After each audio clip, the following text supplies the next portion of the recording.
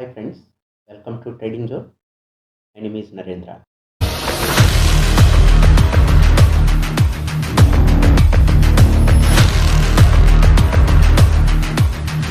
ఈరోజు మనం ఒక మంచి బిజినెస్ గురించి మాట్లాడుకుందాం. కాఫీ ప్రాసెసింగ్ బిజినెస్లో ఉన్న టీసీఎల్ ప్రొడక్ట్స్. ఈ కంపెనీ ప్రపంచవ్యాప్తంగా ప్రతి సెకన్కి 1000 కాఫీ కప్పులు సేల్ చేస్తుంది. ఈ వీడియోలో ఉన్న కంటెంట్ పూర్తిగా ఎడ్యుకేషనల్ రికమెండేషన్ ఎంత మాత్రం కాదు. మీరు ఓన్గా రీసెర్చ్ చేయండి. అంత సమయం కానీ నాలెడ్జ్ కానీ లేని వల్ల మీ యొక్క ఫైనాన్షియల్ అడ్వైజర్ని సంప్రదించగలరు. ఇకపోతే మన కంపెనీ టీసీఎల్ ప్రొడక్ట్స్ అండి.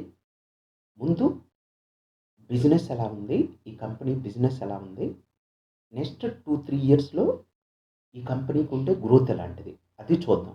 ఈ కంపెనీ 100కు పైగా దేశాల్లో వ్యాపించి ఉంది అండ్ 400 మందికి పైగా క్లయింట్స్ ఉన్నారని చెప్తున్నారు. 900 ప్రోడక్ట్స్ తయారు చేస్తుంది. ఈ కంపెనీకి ముఖ్యంగా 4 ఫ్యాక్టరీస్ ఉన్నాయి. అందులో 2 మేజర్గా ఇండియాలో ఉన్న 2 ఫ్యాక్టరీస్ ఆంధ్రప్రదేశ్లో, ఒకటి దుగ్గిరాల జంక్షన్ తెనాలి దగ్గర, ఇంకోటి సూళ్ళూరుపేట తిరుపతి జిల్లాలో ఉన్న సూళ్ళూరుపేట దగ్గరలో ఇంకో ఫ్యాక్టరీ ఉంది. ఎవరన్నా దగ్గరలో ఉన్నోళ్ళు కానీ ఆ ఫ్యాక్టరీ గురించి బాగా తెలిసిన వాళ్ళు కానీ కామెంట్ సెక్షన్లో కామెంట్ చేయగలరు. మరో 2 ఫ్యాక్టరీలు వచ్చేసి ఒకటి వియత్నాంలో ఉంది, ఇంకోటి స్విట్జర్లాండ్లో ఉంది. ఈ కంపెనీ బేసికల్గా మన కాఫీ గింజలు ఉంటాయి కదా, కాఫీ బీన్స్ని కొని రా మెటీరియల్గా డొమెస్టిక్గా కానీ ఇతర దేశాల నుంచి కానీ కొని వాటిని ప్రాసెస్ చేసి అందులో రకరకాల మిక్స్ కలుపుతారు. అందులో చాలా రకాలైన కాఫీలు ఉంటాయండి. ఆ రకరకాల ప్రోడక్ట్స్ తయారు చేసి అది ఇండియాలోను ఎక్స్పోర్ట్ కూడా, ఇతర దేశాల్లో కూడా ఎక్స్పోర్ట్ చేస్తారు. మీరు చూడొచ్చు స్క్రీన్ మీద చాలా రకాల కాఫీ ప్రోడక్ట్స్ తయారు చేస్తుంది. మీరు చూడొచ్చు స్క్రీన్ మీద.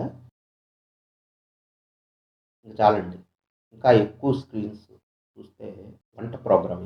ఈ కంపెనీ బేసికల్గా కాఫీ గింజల్ని కొనుగోలు చేసి మన దేశంలో కానీ ఇతర దేశాల నుంచి కానీ కొనుగోలు చేసి వాటిని ప్రాసెస్ చేసి అందులో రకరకాలుగా వేరే ప్రోడక్ట్స్, వాటిని వాల్యూ యాడెడ్ ప్రోడక్ట్స్ అంటారండి, అవి మిక్స్ చేసి చాలా రకాలైన కాఫీ ప్రోడక్ట్స్ని ఇది మన దేశంలో అండ్ ఇతర దేశాల్లో కూడా కొనుగోలు చేస్తుంది. ఇది ప్యాకేజింగ్ సర్వీసెస్లో కూడా ఉందండి. B2B సెగ్మెంట్ అండ్ B2C 2 సెగ్మెంట్లో పనిచేస్తుంది. B2B అంటే వేరే బిజినెస్ వాళ్ళకి అమ్ముతుంది. సపోజ్ బ్రూ ప్యాకెట్ ఉంది. బ్రూ ప్యాకెట్ ఒక ఎగ్జాంపుల్ మాత్రమే. ఇది బ్రూ కంపెనీ ఉంది. బ్రూ కంపెనీకి కాఫీ కావాల్సి వచ్చినప్పుడు వీళ్ళ దగ్గర ఇన్స్టాంట్ కాఫీ వీళ్ళ దగ్గర నుంచి కొనుగోలు చేసి మన దేశంలో బయట అమ్ముతుంది. బ్రూ కంపెనీ కొనుగోలు చేస్తుందని కాదు, ఒక ఎగ్జాంపుల్గా మాత్రమే నేను చెప్తున్నాను. అలా B2B సెగ్మెంట్లో ఉంది, B2C సెగ్మెంట్లోనూ ఉంది. వీళ్ళు రకరకాల ప్యాకేజింగ్ సర్వీసెస్ ప్రొవైడ్ చేస్తారు. మీరు చూడొచ్చు స్క్రీన్ మీద glass package and normal package, ఈ స్మాల్ ప్యాకేజ్ దగ్గర నుంచి పెద్ద పెద్ద క్యాన్స్ వరకు ప్యాకేజింగ్ సర్వీస్ చేస్తారు. వీళ్ళకి మెయిన్గా ఇందులో చిన్న ప్యాకెట్ల ద్వారానే మార్జిన్ ఎక్కువ వస్తుందని చెప్తున్నారు. ప్రెసెంట్ కంపెనీకి 4% మార్కెట్ షేర్ ఉందండి. 4% అంటే 100 ప్యాకెట్లు అమ్ముడవుతుంటే ప్రతి 100లో 4 ప్యాకెట్లు ఈ కంపెనీ. ప్రజెంట్ 1,10,000 అవుట్లెట్లు ఉన్నాయి. నెక్స్ట్ ఇయర్లో 1,50,000 అవుట్లెట్లకి తీసుకొస్తామని చెప్తున్నారు, మేనేజ్మెంట్ చెప్తున్నారు. కంపెనీ లాంగ్ టర్మ్లో గ్రోత్ చూద్దాం. యాక్చువల్గా ఈ బిజినెస్ అనేది సైక్లికల్ అండి. కాఫీ బీన్స్ రేట్లు ఎప్పుడు వాల్టైల్గా ఉంటాయి, పెరుగుతూ తగ్గుతూ ఉంటాయి. Coffee beans input raw material cost ఇలా కాఫీ బీన్స్ రా మెటీరియల్ కాబట్టి కాఫీ బీన్స్ ప్రైసెస్ పెరిగినప్పుడు మార్జిన్ పడిపోతుంది. మార్జిన్ పడిపోతే స్టాక్ ప్రైస్ కూడా పడిపోతుంది. లాంగ్ టర్మ్ లాస్ట్ 10 ఇయర్స్‌లో చూస్తే వీళ్ళకి సేల్స్ 651 క్రోర్స్ నుంచి 2600 ఆల్మోస్ట్ 4 టైమ్స్ అయిందండి. సేల్స్ 4 టైమ్స్ పెరిగినాయి.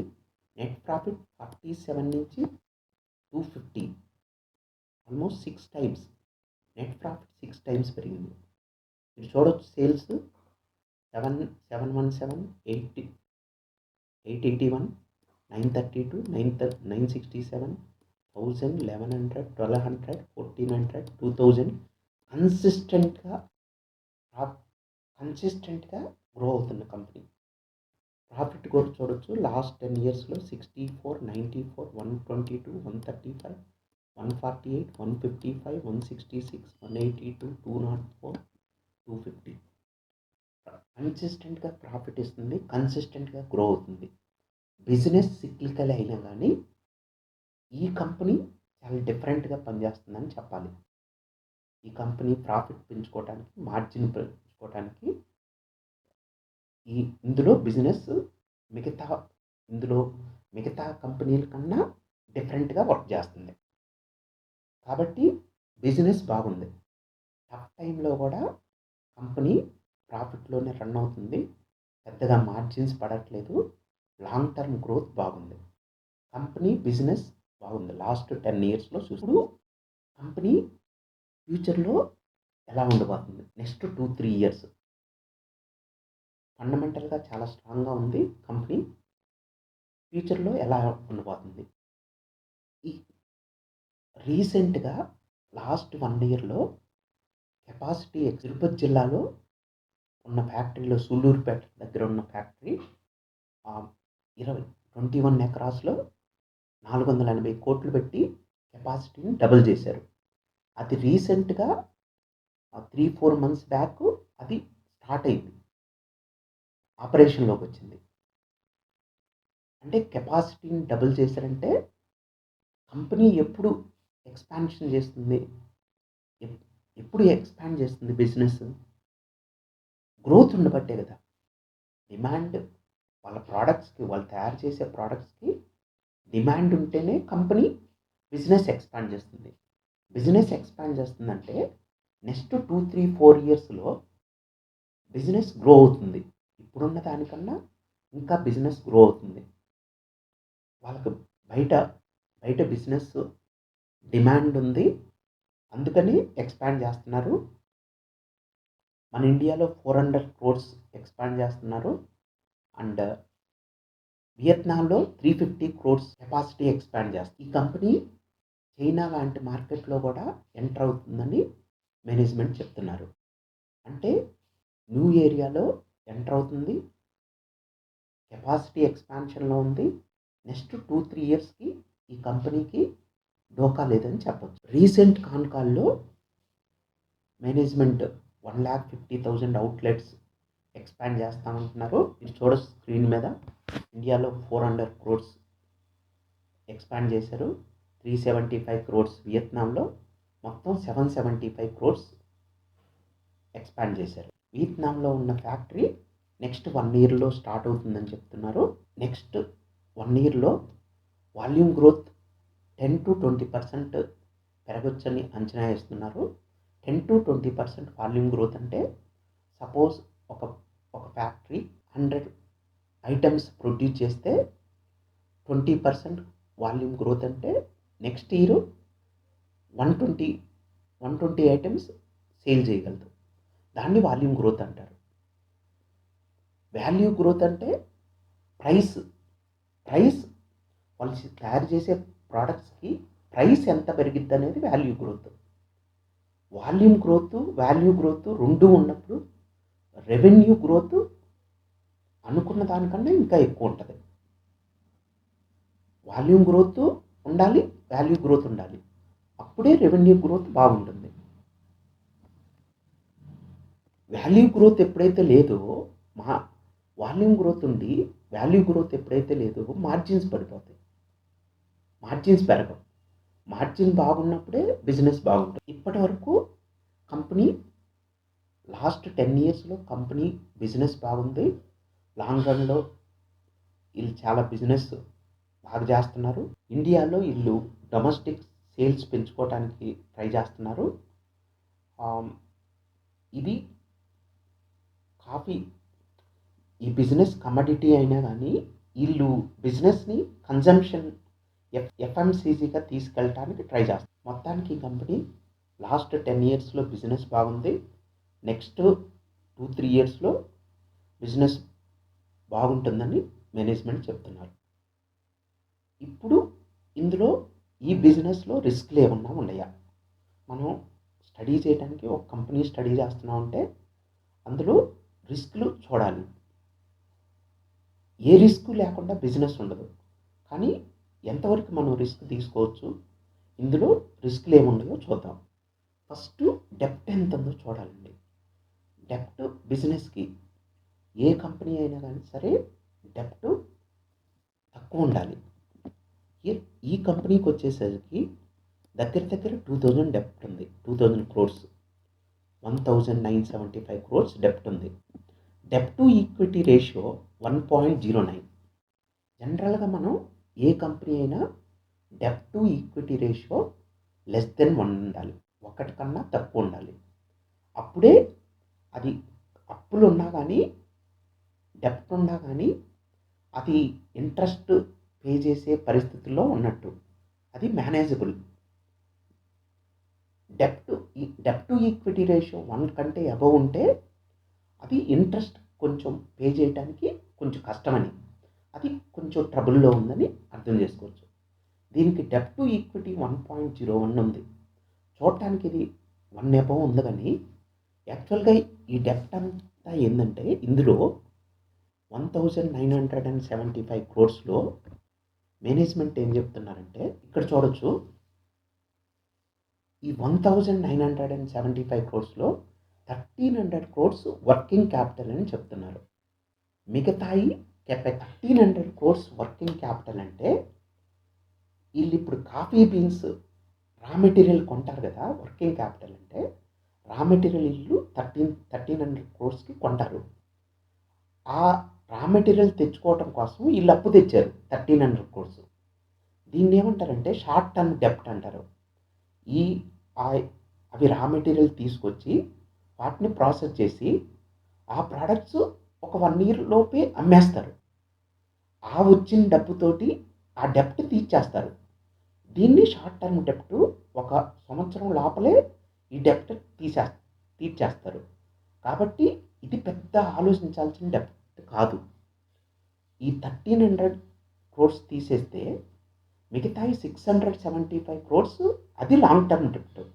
కెపాసిటీ ఎక్స్పాన్షన్‌కి వీళ్ళు కొత్తగా కట్టిన ఫ్యాక్టరీలు వాటికి కానీ ఎక్కువ మిషనరీస్ వాటికి వాడారు. అది లాంగ్ టర్మ్ డెబ్ట్. అది ప్రతి సంవత్సరం ఇంట్రెస్ట్ ఎంతని పే చేస్తారు. దీన్ని బట్టి వీళ్ళ డెబ్ట్ చాలా తక్కువనే చెప్పాలి. కాబట్టి డెబ్ట్ గురించి మనం మర్చిపోవచ్చు. ఇది పెద్ద ఇష్యూ కాదని చెప్పాలి. నెక్స్ట్ వచ్చేసరికి ఈ బిజినెస్‌లో మెయిన్ మనము ఏది డ్రాబ్యాక్ అని చెప్పుకున్నాం. ఇది కమోడిటీ టైప్ ఆఫ్ బిజినెస్. ఈ కాఫీ బీన్స్ రేట్ చాలా ఫ్లక్చువేట్ అవుతూ ఉంటాయి. ఈ మధ్య గత 1 ఇయర్, 1.5 ఇయర్ నుంచి కాఫీ బీన్స్ వీళ్ళకి రా మెటీరియల్ కాస్ట్ పెరుగుతూ వస్తుంది. చాలా చోట్ల డిమాండ్ ఎక్కువ ఉండటం వల్ల క్రాప్ పండించేది తక్కువ, డిమాండ్ ఎక్కువ ఉంది. కాబట్టి రేట్లు పెరుగుతూ ఉన్నాయి. లాస్ట్ 1 ఇయర్ నుంచి ఇంకా ఇప్పటికన్నా రేట్లు ఇంకా పెరిగితే రా మెటీరియల్ కాస్ట్ కనుక ఎక్కువైతే వీళ్ళకి ప్రాఫిట్ తగ్గిపోతుంది, మార్జిన్ పడిపోతుంది. అప్పుడు స్టాక్ ప్రైస్ కూడా పడిపోతుంది, మార్జిన్ పడిపోతే. అదొక రిస్క్ అనమాట. మేనేజ్మెంట్ ఏం చెప్తున్నారంటే ఇంకా ఇంతకంటే పెరగకపోవచ్చు. కాఫీ బీన్స్ రా మెటీరియల్ ఇంతకంటే ఇప్పుడున్న లెవెలే $4,500 అరౌండ్ ఉంది. నెక్స్ట్ 1 ఇయర్‌లో ఈ ప్రైసెస్ అంత ఎక్కువ పెరగకపోవచ్చు, అంత ఎక్కువ తగ్గకపోవచ్చు. ఈ రేంజ్‌లోనే ఉండటానికి అవకాశం ఉంది అని చెప్తున్నారు. ఒకవేళ గనక రా మెటీరియల్ ప్రైసెస్ పెరిగితే డెఫినిట్‌గా దాని మీద మార్జిన్ మీద ఇంపాక్ట్ ఉంటుంది. ఇదొక రిస్క్. మనం బిజినెస్ స్టడీ చేసే ముందు, ఇన్వెస్ట్ చేసే ముందు రిస్క్‌లన్నీ తెలుసుకోవాలి. దేర్‌ఫోర్ ఇప్పుడు వరకు ఓవరాల్‌గా చూస్తే లాస్ట్ 10 ఇయర్స్‌లో బిజినెస్ చాలా బాగుంది. రెవెన్యూ కన్సిస్టెంట్‌గా పెరుగుతుంది. ప్రాఫిట్స్ కన్సిస్టెంట్‌గా పెరుగుతున్నాయి. నెక్స్ట్ 2, 3 ఇయర్స్‌లో కూడా ఈ కంపెనీకి నెక్స్ట్ పెద్దగా వచ్చే రిస్కులు పెద్ద లేవనే చెప్పాలి. హిస్టరీ బాగుంది. నెక్స్ట్ 2, 3 ఇయర్స్‌లో కూడా 3, 4, 5 ఇయర్స్‌లో ఈ కంపెనీ బిజినెస్ బాగుంటుందని చెప్పాలి. ఇప్పటివరకు మనము బిజినెస్‌ని స్టడీ చేసాం. మంచి బిజినెస్ పట్టుకుంటే, మంచి ప్రాఫిటబుల్ బిజినెస్ దొరికిందంటే మనది 50% వర్క్ అయిపోయినట్టే. నెక్స్ట్ ఈ రీసెంట్‌గా క్వార్టర్లీ రిజల్ట్ ఎలా ఉన్నాయో చూద్దాం. కంపెనీ రెవెన్యూ 21.5% పెరిగింది.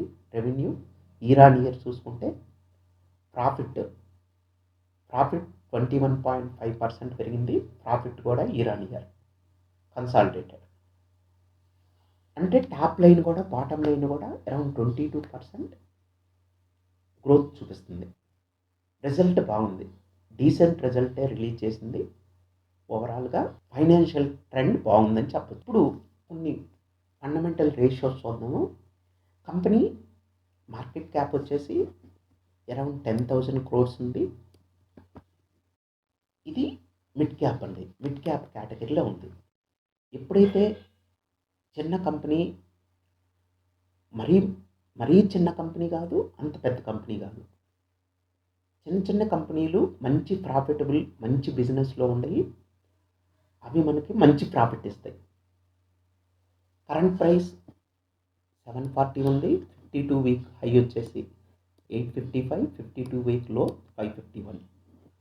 స్టాక్ పిఈ 36 ఉందండి.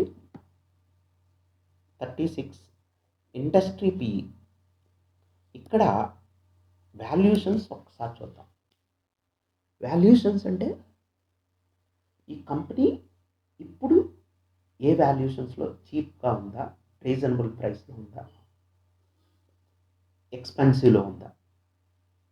స్టాక్ పిఈ 36 ఉంది. ఇండస్ట్రీ పిఈ 12 ఉంది. ఇండస్ట్రీ పిఈ కన్నా హయ్యర్ లెవెల్‌లో ట్రేడ్ అవుతుంది. కాబట్టి ఖచ్చితంగా దీన్ని ఇండస్ట్రీ పిఈ తోటి పోల్చలేము. పిఈ అనేది కరెక్ట్ మెజర్మెంట్ కాదు. మనం ఇంకోసారి డీటెయిల్‌గా వాల్యుయేషన్స్ ఎలా చూడాలో మాట్లాడుకుందాం. ఇది నేను స్టార్టింగ్‌లోనే చెప్పాను. ఇది కమోడిటీ బిజినెస్‌లో ఉన్నా కానీ ఇది ఎఫ్ఎంసీజీ టైప్‌గా ఎఫ్ఎంసీజీ లాగా బిజినెస్ చేస్తుంది. కాబట్టి కొద్దిగా హయ్యర్ వాల్యుయేషన్‌లో ఉంటుంది ఇండస్ట్రీ పిఈ కన్నా. ఓవరాల్‌గా చూస్తే వాల్యుయేషన్ చూస్తే ఫెయిర్ లెవెల్‌లో ఉందండి. అంత ఎక్స్పెన్సివ్‌గా లేదు, మరి అంత చీప్‌గా లేదు. ఫెయిర్ వాల్యుయేషన్స్‌లో ఈ స్టాక్ ట్రేడ్ అవుతుంది. ఇవి ఆర్ఓసిఈ 12.54% ఉందండి. ఆర్ఓఈ 15.8%. ఆర్ఓసిఈ కానీ మనకి 15%లో ఉంటే మనకి రిటర్న్ రేషియోస్, వీటిని ప్రాఫిటబిలిటీ రేషియోస్ అంటారు. మంచి బిజినెస్ అని చెప్పుకోవాలి. మంచి ప్రాఫిట్స్ వచ్చే బిజినెస్ అని చెప్పుకోవచ్చు. ఆర్ఓసిఈ తక్కువ ఉంది ఆర్ఓఈ కన్నా. డెప్త్ ఉంది కాబట్టి అలా కనిపిస్తుంది. నెక్స్ట్ రీజనబుల్ రిటర్న్ రేషియోస్ బాగానే ఉంది అని చెప్పుకోవచ్చు. రిటర్న్ ఆన్ అసెట్స్ 8% ఉంది. Pledged percentage 0. ఓవరాల్‌గా ఫండమెంటల్‌గా ఇది మంచి స్ట్రాంగ్ కంపెనీ అని చెప్పొచ్చు. రిటర్న్ రేషియోస్ కన్సిస్టెంట్‌గా రెవెన్యూ ఇస్తూ కన్సిస్టెంట్‌గా ప్రాఫిట్ ఇచ్చే కంపెనీ అని గట్టిగా చెప్పొచ్చు. వాల్యుయేషన్స్ ప్రెజెంట్ ఫెయిర్ వాల్యుయేషన్స్‌లో ఉంది. ఇప్పుడు షేర్ హోల్డింగ్ ప్యాటర్న్ చూద్దాం. FIIs and డిఐస్. ఎఫ్ఐఐ మీరు చూస్తే లాస్ట్ ఇయర్ మార్చి 24లో చూడండి, ఇక్కడి నుంచి మార్చి 23 7.75% ఉంది. మార్చ్ 24 8.12, జూన్లో 9.96, 10.17, సెప్టెంబర్లో కన్సిస్టెంట్గా స్టేక్ని ఇంక్రీజ్ చేస్తున్నారండి ఎఫ్ఐఐస్. మనం ఒక బిజినెస్ అనుకున్నాం, అది ఫండమెంటల్గా స్ట్రాంగ్గా ఉంది, నెక్స్ట్ 2-3 ఇయర్స్లో అవుట్లుక్ బాగుందనుకున్నాం. ఎఫ్ఐఐస్ కూడా కన్సిస్టెంట్గా స్టేక్ని ఇంక్రీజ్ చేస్తున్నారు. అంటే మనం గుడ్డిగా బ్లైండ్గా మనం ఫాలో కాము ఎఫ్ఐఐస్, కానీ మన ఎఫ్ఐఐస్ కన్సిస్టెంట్గా స్టేక్ని ఇంక్రీజ్ చేస్తున్నారంటే ఇంకా మన కన్విన్షన్ ఇంకా బలంగా ఉంది, మన అనాలిసిస్ కరెక్ట్ అయ్యి ఉండొచ్చు. డిఏఎస్ చూస్తే మార్చ్ 23 21.06, మార్చ్ 24 21.73, స్లైట్గా ఇంక్రీజ్ చేశారు. సెప్టెంబర్లో 21.01, అంటే పెద్దగా చేంజ్ ఏం లేదండి, పెద్దగా చేంజ్ డిఏఎస్ పెద్దగా చేంజ్ ఏం లేదు. అంతకుముందే ఆల్రెడీ 21 సిగ్నిఫికెంట్ స్టేక్ హోల్డ్ చేస్తున్నారని చెప్పాలి.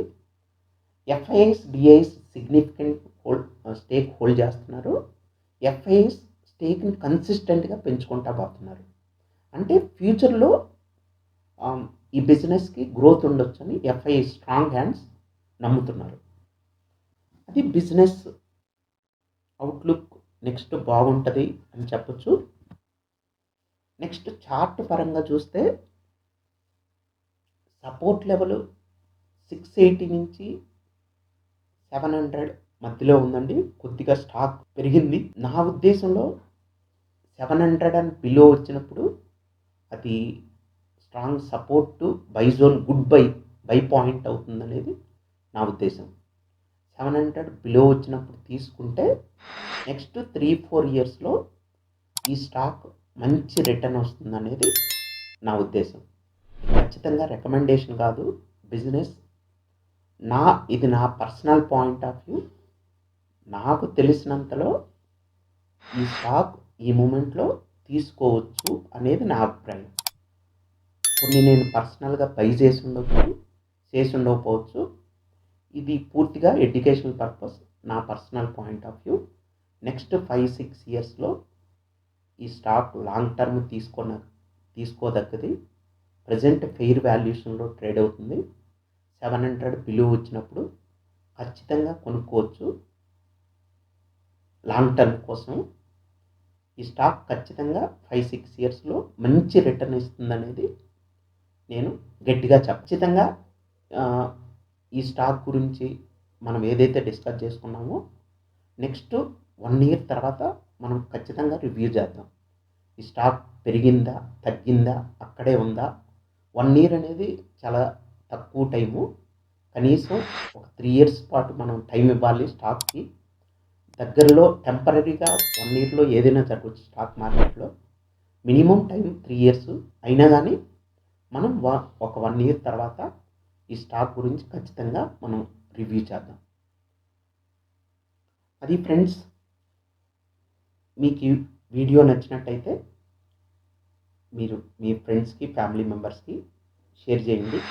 ఖచ్చితంగా సబ్స్క్రైబ్ చేయటం మర్చిపోవద్దు. Thank you friends.